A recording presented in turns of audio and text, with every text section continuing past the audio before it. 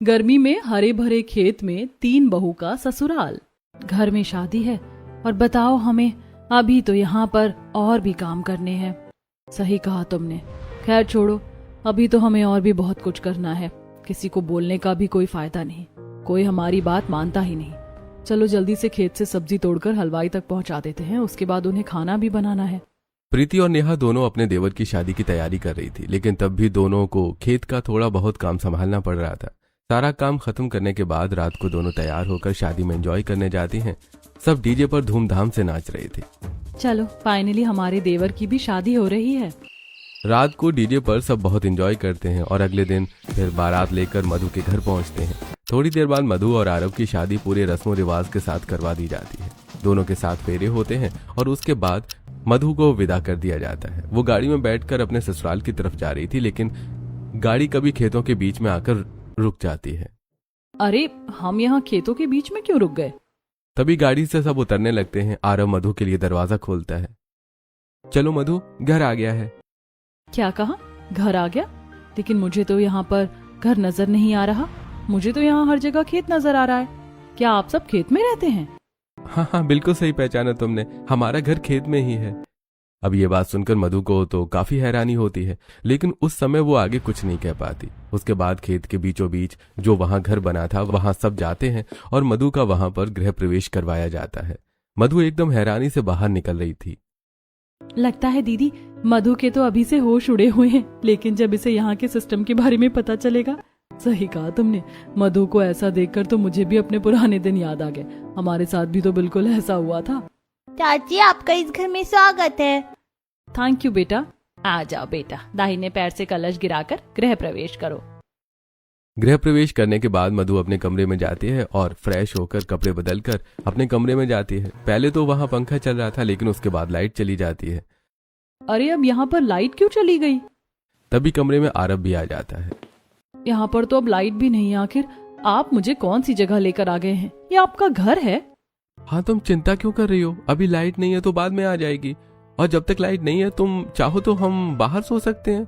बाहर बहुत ठंडी हवा चल रही है। नहीं, मुझे कहीं नहीं जाना। बहुत अच्छा मौका मिस कर रही हो तुम। बाहर बहुत ठंडी हवा चल रही है, एकदम खेतों के बीच में हमारा घर है, तो वहां मजा आ जाएगा।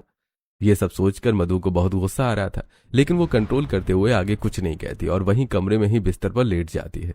आरव ने कमरे की खिड़की खोल दी थी, जिसकी वजह से थोड़ी सी राहत मिल रही थी। थकान की वजह से मधु जल्दी सो जाती है और अगले दिन सुबह उठकर जब वो तैयार होती है, खुद को शीशे में निहारते हुए कहती है, आज तो कमाल लग रही है मधु। साज सिंगार तो लड़की को एकदम बदल देता है। मधु तैयार होकर नीचे आती है, जहाँ पर पूरा परिवार उसका इंतजार कर रहा था। अरे बेटा, उठ गई तुम? जल्दी उठ गई। थोड़ी देर और आराम कर लेती। नहीं मम्मी जी, बस आराम कर लिया था। आराम करने के लिए तो जैसे वहाँ पर एसी था ना। पूरी रात लाइट नहीं आई और मच्छरों ने अलग से खून पिया है, वो अलग। क्या खा कर आराम कर लेती मैं?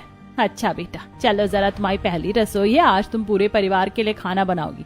मैं तुम्हारी ताई जी और बाकी सबको भी बुला लेती हूँ और जाने से पहले तुम्हें रसोई दिखा देती हूँ। मधु शांति के साथ जाने लगती है, लेकिन वो दोनों जैसे ही घर के दहलीज पर पहुंचते हैं। अरे मम्मी जी, हम दोनों घर से बाहर क्यों जा रहे हैं? रसोई तो घर के अंदर होती है ना। नहीं बेटा, हमारी रसोई घर के बाहर है। यहाँ पर चारों तरफ खुले खेत खलिहान है, तो अंदर गर्मी में रसोई बनाकर क्या करना था, इसीलिए हमने बाहर एकदम ठंडी मिट्टी की रसोई बनाई है। चलो मेरे साथ, मैं दिखाती हूँ। मधु घर से बाहर निकलती है और रात को तो उसे ज्यादा कुछ समझ नहीं आया था, क्योंकि बहुत अंधेरा था और अभी दिन की रोशनी में उसे नजर आता है कि दूर दूर तक सिर्फ खेत ही खेत हैं और वहां आसपास कुल मिलाकर सिर्फ 3 घर हैं। हाय दैया, कहाँ फंस गई मैं? मुझे समझ नहीं आ रहा, ये लोग इतने अमीर हैं और फिर भी इतने पुराने तरीके से रह रहे हैं। कुछ तो मामला है। वहीं घर के बगल में मिट्टी की एक छोटी सी रसोई बना रखी थी। ये तुम्हारी रसोई है, तुम्हें यहाँ पर खाना बनाना है। कुछ पूछना हो तो तुम अपनी जेठानी से पूछ लेना। इतना कहकर शांति वहां से चली जाती है। ऐसा लग रहा है पता नहीं कौन से आदिवासी के जमाने में आ गई हूँ मैं। यहाँ क्या चल रहा है, कुछ समझ ही नहीं आ रहा। वहीं दूसरी तरफ प्रीति खेत का काम कर रही थी। उसके सारे हाथ गंदे हो गए थे और मुंह पर भी मिट्टी लगी थी। अचानक से वो पीछे से आकर मधु के कंधे पर हाथ रख देती है। मधु पीछे मुड़कर उसे देखती है तो डर जाती है। कौन है? अरे मधु, इतनी तेज क्यों चिल्ला रही हो तुम? मैं हूँ तुम्हारी जेठानी प्रीति। अच्छा तो आप हैं दीदी। मुझे लगा पता नहीं कौन आ गया, मैं तो एकदम से डर गई थी। कोई बात नहीं, तुम्हें भी धीरे धीरे यहाँ की आदत हो जाएगी। मैंने खेत का आज सारा काम खत्म कर लिया है। मुझे पता था कि तुम खाना बनाने वाली हो, इसीलिए मैंने पहले ही खेत का काम कर दिया। अभी मैं तैयार होकर आती हूँ, तुम तब तक खाना बनाना शुरू करो। कुछ चाहिए हो तो बता देना। इतना कहकर प्रीति अंदर चली जाती है और कपड़े बदल कर आती है। और वहीं दूसरी तरफ शांति भी अपनी जेठानी सुनीता को बुलाने गई थी। क्या बात है शांति, इतनी जल्दी कैसे आ गई? अरे जीजी, आप भी ना आजकल सब कुछ भूलने लगी हो। आपको पता है ना आज मधु की पहली रसोई है, हम सबको साथ में खाना खाना है। चलिए जल्दी। अरे हाँ, मैं तो भूल ही गई थी। आजकल आप बहुत भुलक्कड़ हो रही हो। अब जल्दी से नेहा को भी बुला लीजिए। तभी वहां नेहा आ जाती है। चलिए चाची जी, मैं तो आ गई हूँ। उसके बाद सब वहां आ जाते हैं और प्रीति और नेहा मिलकर सबके लिए वहीं पर चारपाई बिछा देती हैं और सब चारपाई पर बैठकर खाने का इंतजार करते हैं। वहीं दूसरी तरफ मधु ने चूल्हा जलाकर खाना बनाना शुरू कर दिया था। उसने खीर तो बना दी थी, अब वो सबके लिए गर्मा गर्म पूड़ी बना रही थी। समझ नहीं आ रहा खेतों के बीचों बीच रहने का क्या मतलब बन रहा है। मुझे तो यहाँ कितना अजीब लग रहा है। तभी वहां नेहा और प्रीति भी आ जाती हैं और उसके बाद वो मधु की मदद करती हैं। खाना बनाने के बाद सबको खाना परोसा जाता है, सब खाना खाते हैं। अरे भाई, खाना तो बहुत स्वादिष्ट है। गर्मा गर्म पूड़ी खाकर तो मजा आ गया। हाँ सच में, खाना खाकर मजा आ गया। बहुत स्वादिष्ट खाना था। ये लो बेटा तुम्हारा शगुन। मधु शगुन ले लेती है। उसके बाद सब खाना खाकर अपने अपने काम पर जाने लगते हैं। तुम तीनों आज खेत का सारा काम जल्दी खत्म कर लेना। मैं और शांति भी काम से जा रहे हैं, फिर शाम को सब आएंगे तो पूरा दिन बाहर काम करने की वजह से बड़ी भूख लगेगी, इसीलिए जल्दी खाना बना लेना आज। जी ठीक है मम्मी जी। इतना कहकर शांति और सुनीता वहां से चली जाती है। दीदी, मम्मी और चाची जी अक्सर कहाँ जाती हैं? क्या आपको अब तक कुछ नहीं पता चला? अगर मुझे पता चला होता तो तुम्हें अब तक पता नहीं चल गया होता। मुझे खुद नहीं पता कि चल क्या रहा है। नेहा और प्रीति अपनी अलग सोच में बिजी हो रखी थी। वहीं दूसरी तरफ मधु कुछ और ही सोच रही थी। अब मुझे खेत का भी काम करना होगा। हे भगवान, कहाँ फंस गई मैं। उसके बाद प्रीति, नेहा और मधु तीनों मिलकर कड़ी गर्मी में खेत का काम करने लगती हैं। तीनों की ही हालत खराब हो रही थी। आज उन तीनों को फसल की कटाई करनी थी और जो बाकी घास फूस बच गई थी उसे उन्हें अलग रख देना था। और कितना काम बचा है दीदी? बस होने वाला है मधु। मेन कटाई तो पहले ही हो चुकी थी, अभी हमें बस छोटा मोटा करना था। ये छोटा मोटा था? तुम थक गई होगी, तुम जा सकती हो, तुम थोड़ी देर आराम कर लो। मधु बहुत ज्यादा थक गई थी और अंदर जाकर वो आराम करने के लिए कूलर चलाकर लेटी ही थी कि तभी अब जाकर कितना अच्छा लग रहा है। थोड़ी देर बाद प्रीति और नेहा भी वहां आ जाते हैं और दोनों कूलर के आगे बैठे हुए थे। दीदी, क्या मैं एक बात पूछ सकती हूँ? बिल्कुल नहीं। प्रीति की बात सुनकर मधु हैरान हो जाती है और उसका चेहरा देखकर नेहा हंसने लगती है। क्या मधु, तुम भी हमेशा सीरियस हो जाती हो? हाँ बिल्कुल, मेरा कहने का मतलब था कि तुम एक नहीं दो बात पूछ सकती हो। क्या दीदी? मैं कह रही थी कि हम लोग इस तरह खेत के बीच में घर बनाकर क्यों रह रहे हैं? यहाँ पर तो ज्यादा लोग रहते भी नहीं है, ना ही यहाँ पर कोई फैसिलिटी है। इतना कहते ही लाइट चली जाती है। हे भगवान, फिर से लाइट चली गई। सच में हम तो परेशान हो गए। पूरा दिन खेत का काम करो, बाकी काम करो और फिर यहाँ पर लाइट भी नहीं रहती। बाहर इतनी कड़क धूप है और खतरनाक गर्मी हो रही है। इतनी गर्मी में भी लाइट चली जाती है और हम सब यहाँ पर बिना लाइट के कैसे रहेंगे? हमें तो बहुत परेशानी होती है। बाकी सब तो अपने अपने काम पर चले जाते और हमें यहाँ पर पीछे से परेशान होना पड़ता है। जब हमें यहाँ पर इतनी परेशानी होती है तो आखिर हम यहाँ क्यों रह रहे हैं? हम कहीं और भी तो जाकर रह सकते हैं ना। इस बारे में हमने कितनी बार घर वालों से बात कर ली, लेकिन कोई भी इस बात को मानने को तैयार नहीं है। इसीलिए अब तो हमने कहना ही छोड़ दिया है। मुझे लगता है कि हमें कहना नहीं छोड़ना चाहिए, हमें इस तरह हार नहीं माननी चाहिए। तीनों इस बारे में बात करते हैं, लेकिन कहाँ कोई मानने वाला था। उन तीनों को वहां खेत के बीचों बीच बने घर में ही रहना पड़ता है। रात को सब बाहर चारपाई लगा रहे थे। हमें रात को बाहर सोना होगा। कल रात को तुमने देखा नहीं था कि लाइट चली गई थी, तो अंदर सोना तो बिल्कुल पॉसिबल नहीं होता। इससे अच्छा है कि हम कम से कम बाहर ताजी हवा में ही सो जाएं। सभी बाहर बिस्तर लगा लेते हैं और मजबूरन मधु को भी वहां पर सोना पड़ता है, लेकिन उसे बिल्कुल अच्छा नहीं लगता। इन लोगों को यहाँ पर डर नहीं लगता? किसी तरह आराम से यहाँ खेतों के बीच में अकेले सो रहे हैं। ये भगवान, सच में मैं कहाँ फंस गई हूँ। यहाँ एक तो दूर दूर तक कोई नहीं है और सिर्फ हमारा घर है, साथ में हम इस तरह बाहर खुले में सो रहे हैं। वहां पर मधु को मच्छर भी काट रहे थे, लेकिन उसे आज मच्छर से ज्यादा इस बात की चिंता थी कि कहीं रात को कोई आ ना जाए। इसी वजह से पूरी रात उसे नींद नहीं आती और वो बस करवट बदलती रहती है। अगले दिन मधु को कुछ सामान चाहिए था। दीदी मुझे कुछ मेकअप का और साथ में अपना पर्सनल सामान भी लाना है। ठीक है, लेकिन यहाँ से बाजार बहुत दूर है, हम शाम को चलेंगे। शाम को प्रीति, नेहा और मधु तीनों पैदल बाजार जाती हैं। क्या यहाँ पर कोई ऑटो या रिक्शा नहीं मिलता दीदी? मैं तो थक गई हूँ। इतनी गर्मी में मैं खुद परेशान हो गई हूँ, यहाँ पर कुछ नहीं मिलता। काफी दूर चलने के बाद वो लोग बाजार पहुंच जाते हैं और वहां की दुकान से सामान खरीदते हैं। अगर अभी कोई सामान खरीदना है तो याद से ले लो, वरना बाद में दोबारा आना पड़ेगा। हाँ बिल्कुल, बाद में बार बार यहाँ आना मेरे बस की बात नहीं है। तीनों सामान लेकर घर वापस आ जाते हैं और थोड़ी देर बाद जब वो घर का काम करते हैं तब उन्हें याद आता है। हाय रब्बा, मैं तो सर्फ और वॉशरूम क्लीनर लाना ही भूल गई। हमने कहा था कि जो खत्म हो गया उसे ले लेना, बार बार दोबारा नहीं आया जाएगा। अब तो हम किसी और से ही मंगवाएंगे, हमारे बस की बात नहीं है वहाँ इतनी दूर जाना, वो भी इतनी भीषण गर्मी में। यूं ही दिन गुजर रहे थे और उन्हें वहीं खेत में घर का भी और खेत का भी काम करना पड़ता था। कुछ दिन बाद जब तीनों बहू मिलकर रसोई में खाना बना रही थी तो यहाँ पर इस तरह रसोई के लिए बाहर अलग से स्पेस क्यों बनाया गया है? इससे अच्छा क्या होता कि हमें गैस सिलेंडर ही दे देते।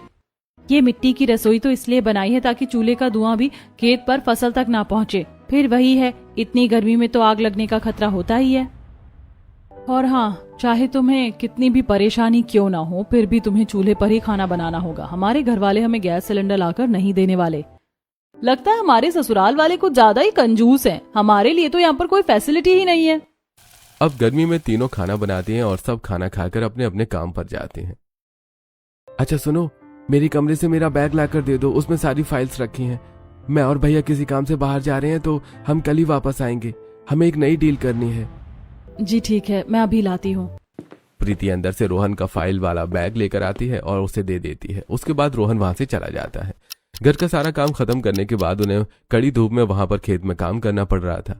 उन्होंने अब नए बीज बो दिए थे और अब उनके अंदर गोबर और खाद को मिक्स करके खेत में मिलाया जा रहा था। गोबर की बदबू तो मधु को बिल्कुल अच्छी नहीं लग रही थी। इसकी बदबू तो मुझे बिल्कुल भी अच्छी नहीं लग रही, बड़ी अजीब लग रही है।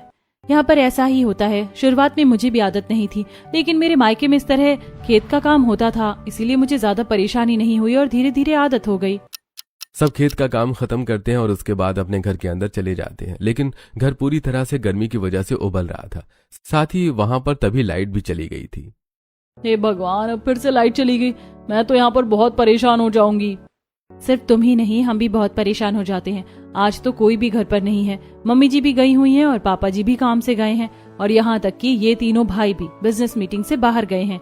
कल आएंगे, तो आज तो हमें खुद जाकर पिंकी को लेकर आना होगा। तुमने सही कहा, मैं तो भूल ही गई थी। उसके स्कूल की छुट्टी हो गई होगी। चलो जल्दी जल्दी चलते हैं। चलिए दीदी, मैं भी चलती हूँ। उसके बाद तीनों जल्दी से तैयार होती हैं और फिर जल्दी जल्दी पिंकी को लेने के लिए उसके स्कूल में जाती हैं। उन्हें काफी दूर चलना पड़ रहा था। हमें इतनी दूर चलकर जाना है, यहाँ तो आसपास कोई रिक्शा भी नहीं है, और यहाँ तक कि स्कूल भी कितना ज्यादा दूर है। हम एकदम गांव से दूर खेत में रहते हैं, वहाँ पर तो आसपास कुछ होता ही नहीं है।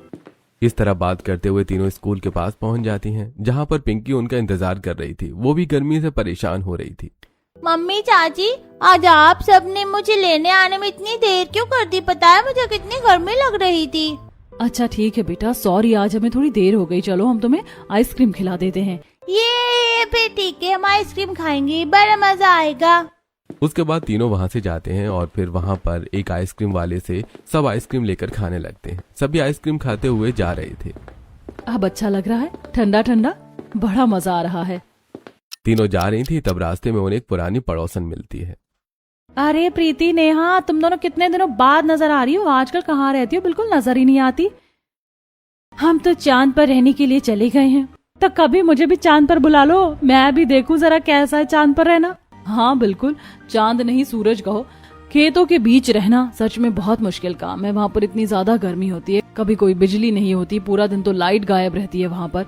फिर घर का भी काम करो, खेत का भी काम करो, सच में बहुत परेशान हो जाती हूँ मैं। माफ करना, लेकिन एक बात कहूँ, तुम्हारे घर वालों का तो फैक्ट्री का काम भी अच्छा चल रहा है, तो फिर अब तुम लोग वहाँ क्यों रहते हो? हाँ माना कि पहले गड़बड़ हो गई थी, लेकिन अब तो फैक्ट्री लगाने के बाद सब ठीक हो गया है ना? हाँ हो तो गया है, लेकिन अब क्या कहें, घर वाले मानते ही नहीं है।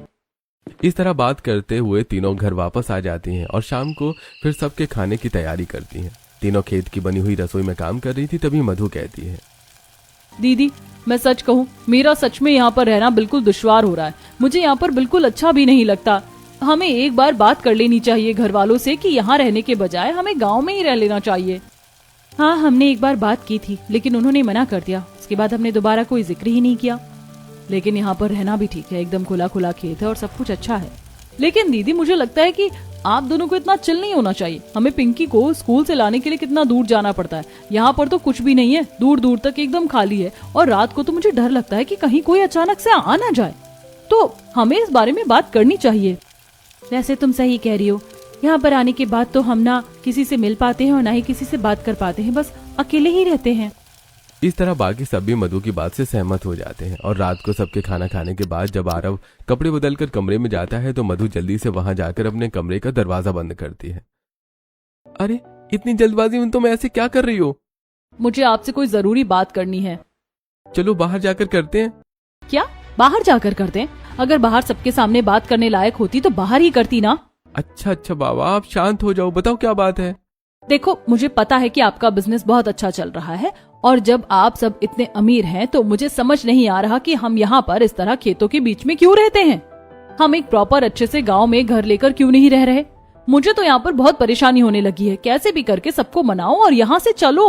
अरे लेकिन अचानक से यहाँ से क्यों चलना है? और तुम्हारी सिर्फ इतनी सी बात पर यहाँ से थोड़े जा सकते हैं। ये बात सुनकर मधु को गुस्सा आ जाता है। हम क्यों नहीं जा सकते? हमारी परेशानी कोई परेशानी नहीं है क्या? यहाँ पर पूरा दिन लाइट नहीं रहती, रात को भी बाहर सोना पड़ता है। मुझे यहाँ पर नहीं रहना। आप कैसे भी करके यहाँ से कहीं और घर चेंज करने के लिए कहिए। आरव भी मधु की बात पर भड़क जाता है और गुस्से में कहता है, अच्छा जी, अब तुम्हें यहाँ पर रहने में अचानक से इतनी परेशानी होने लगी? अरे शादी से पहले तो बड़े वादे करती थी मुझसे, शीश महल ना मुझको सुहाए, तुझ संग सूखी रोटी भाई। अब कहाँ गई तुम्हारी सूखी रोटी भाई वाली बात? अच्छा, ज्यादा मुझसे शाना बनने की जरूरत नहीं है आपको। जब तो आप भी कहते थे कि मैं तुम्हें कोई तकलीफ नहीं होने दूंगा, बहुत बड़ी तो छोड़ो, एक छोटी सी सुई तक की तकलीफ नहीं होने दूंगा, तब तो आपने भी बहुत बड़े बड़े वादे किए हैं। अगर मुझे पता होता ऐसे बातों से मुकर जाओगे तो कभी आपसे लव मैरिज नहीं करती। हाँ तो ठीक है ना, नहीं करना चाहिए था ना। मैं जा रहा हूँ बाहर सोने, अगर तुम्हें आना है तो आ जाना। उसके बाद आरव गुस्से से बाहर चला जाता है और सबके साथ सो जाता है। मधु भी पीछे से गुस्से में आती है और वहां पर सो जाती है। लेकिन मधु को बहुत ज्यादा मच्छर काट रहे थे।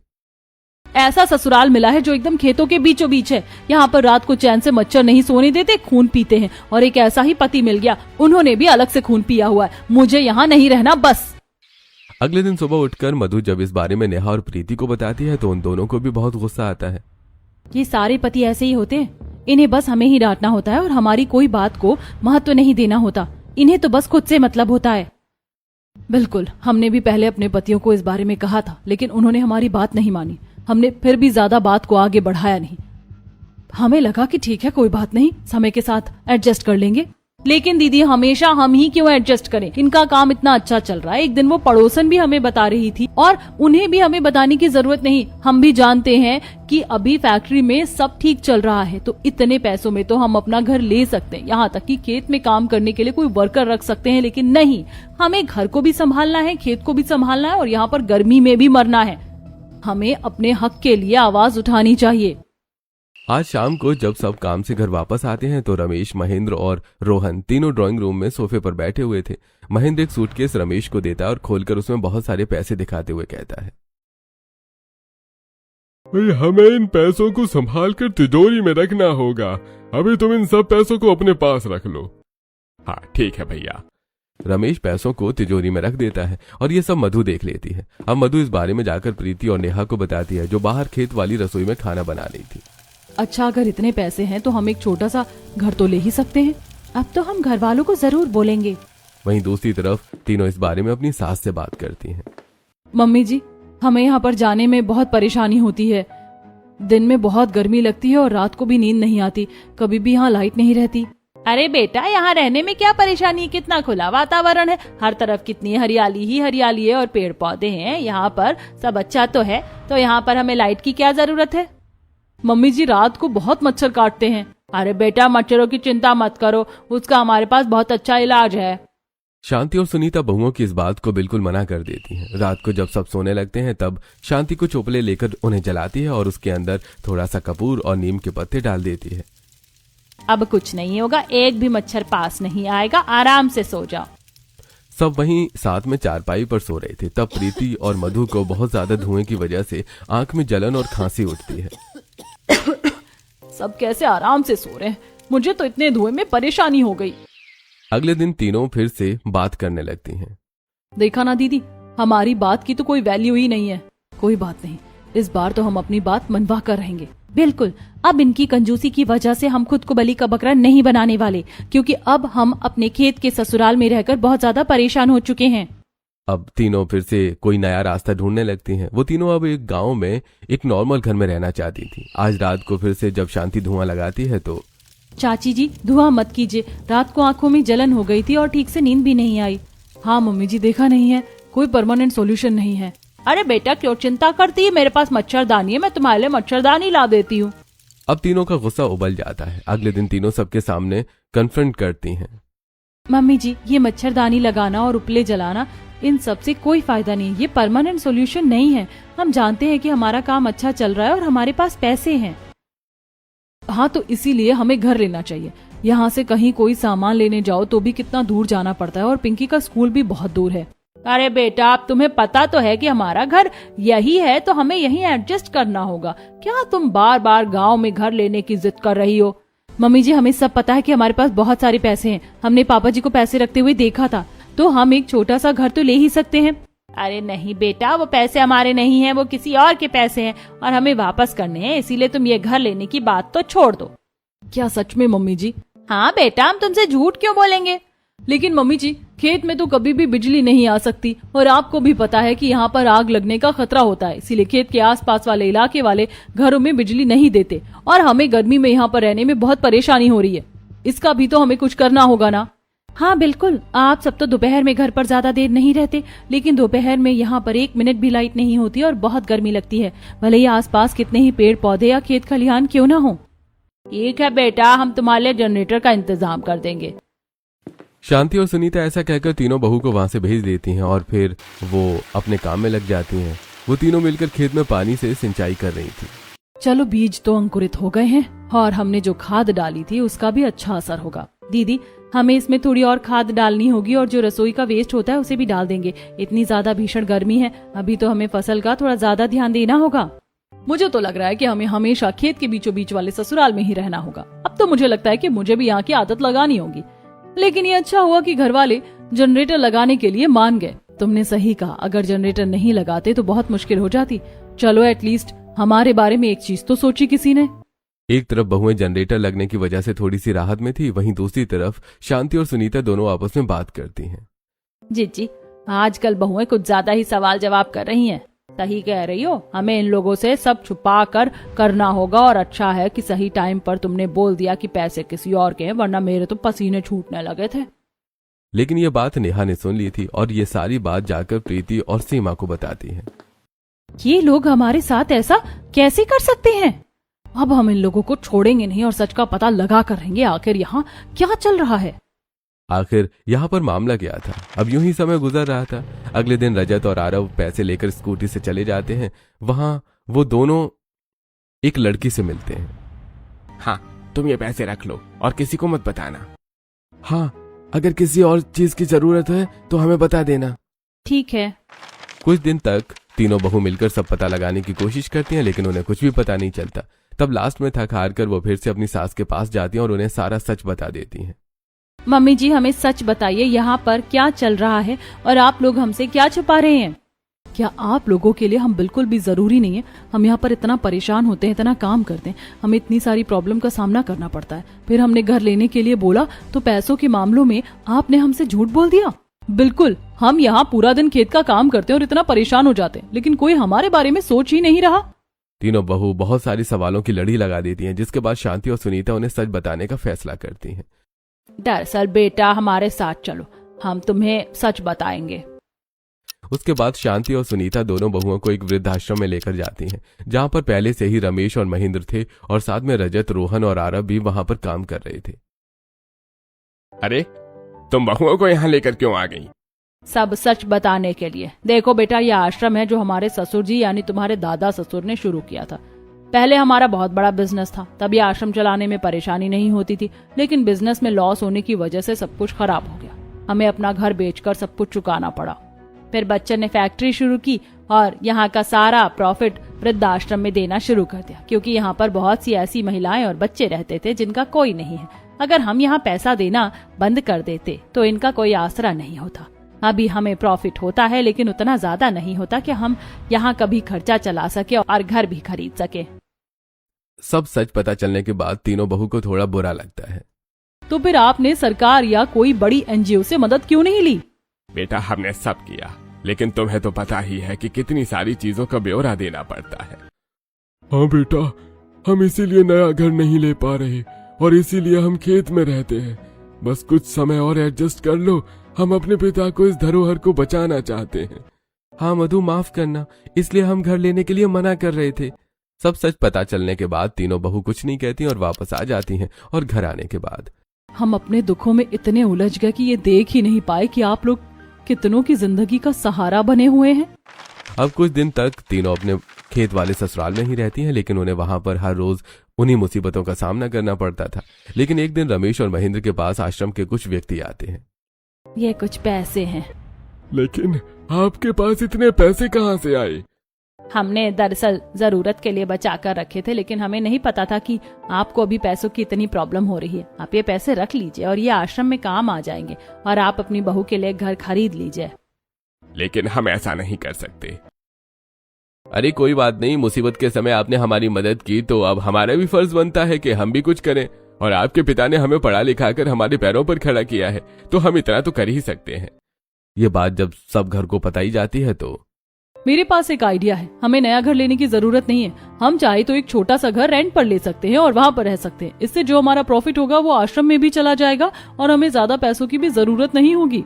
सच में मेरी पत्नी का जवाब नहीं, तुमने आइडिया तो बहुत अच्छा दिया है। अरे हाँ, ये भी अच्छी बात है। अब क्योंकि खेत के बीचों बीच रहने से सबको बहुत परेशानी हो रही थी, खासकर बहुओं को, इसलिए वो गांव में खेत से थोड़ी ही दूरी पर एक किराए पर घर ले लेते हैं और वहां पर एक एसी भी लगवाया जाता है। बहुत टाइम बाद तीनों बहू आराम से एसी में बैठती हैं और उन्हें बहुत अच्छा लगता है। मधु, तुमने अच्छा किया। तुम्हारी वजह से हमने फिर से यहाँ आने के बारे में सोचा। और यहाँ देखो, हम आराम से बैठकर खाना भी बना पा रहे हैं और आराम से टीवी भी देख पा रहे हैं। लेकिन खेत में तो पूरा दिन काम करके बस वहीं बोर हो जाते थे। बिल्कुल, वहाँ पर तो हम बहुत थक भी जाते थे और गर्मी से बहुत परेशान रहते थे। चलो, अच्छा हुआ कि हमारा काम बन गया। तीनों बड़ी खुशी से हॉल में एक साथ बैठकर सब्जी काट रही थी और शाम के खाने की तैयारी कर रही थी।